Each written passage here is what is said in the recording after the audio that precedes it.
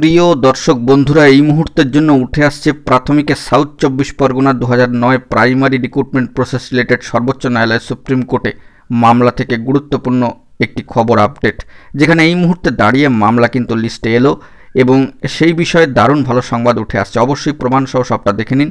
Urgent ভিত্তিতেই ভিডিওটাই create করা। ভিডিওটিকে শেষ পর্যন্ত দেখবেন, কোনোভাবে স্কিপ করবেন না, চ্যানেলটিকে সাবস্ক্রাইব করে সঙ্গে থাকবেন। চলুন কথাবার্তা না বাড়িয়ে আমরা মূল টপিকে ফোকাস করি।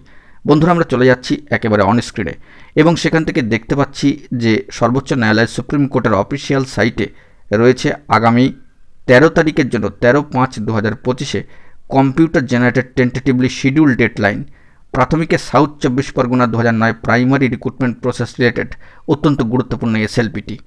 তবে এই মামলার ক্ষেত্রে এখনও পর্যন্ত যে স্ট্যাটাস রয়েছে সেখানে কোনো সিএল নাম্বার কিন্তু আসেনি। কিন্তু আমাদেরকে দেখে নিতে হবে সিএল নাম্বার না আসলেও যে লিস্ট 13 তারিখের জন্য চলে এসেছে সেই বিষয়। তো সেই অংশটা আপনারা দেখতে পাচ্ছেন সরাসরি অন স্ক্রিনে। Supreme court of India miscellaneous matters to be listed on 13/5/2025।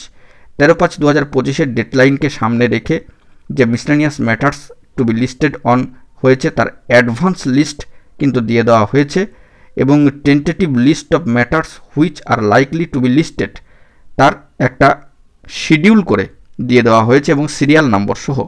তো এই মামলার ক্ষেত্রে এসএলপি নাম্বার ধরেও কিন্তু সিরিয়াল নম্বরে মামলাটি চলে এসছে।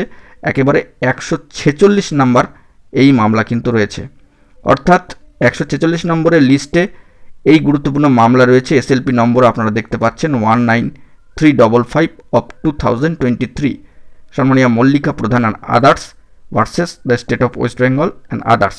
এর সাথে সাথে যে সমস্ত আইএ ম্যাটার্সগুলি ট্যাগড হয়ে রয়েছে সেগুলোও রয়েছে।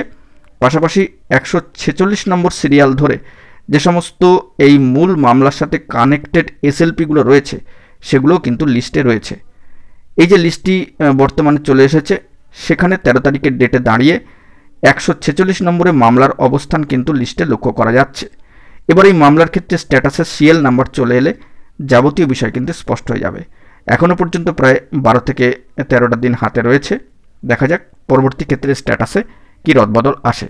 আমরা সেই দিকে ফোকাস রাখছি, জরুরি তথ্য পেলে তুলে ধরব। বন্ধুরা, আপাতত এসএলপি লিস্টে আসার পরিপ্রেক্ষিতে যে তথ্যাদি উঠে আসলো সেটাই কিন্তু এখানে তুলে ধরলাম। এখন এটুকুই, ভালো থাকবেন, চ্যানেলটিকে অতি অবশ্যই সাবস্ক্রাইব করে নিয়ে সঙ্গে থাকবেন। ধন্যবাদ।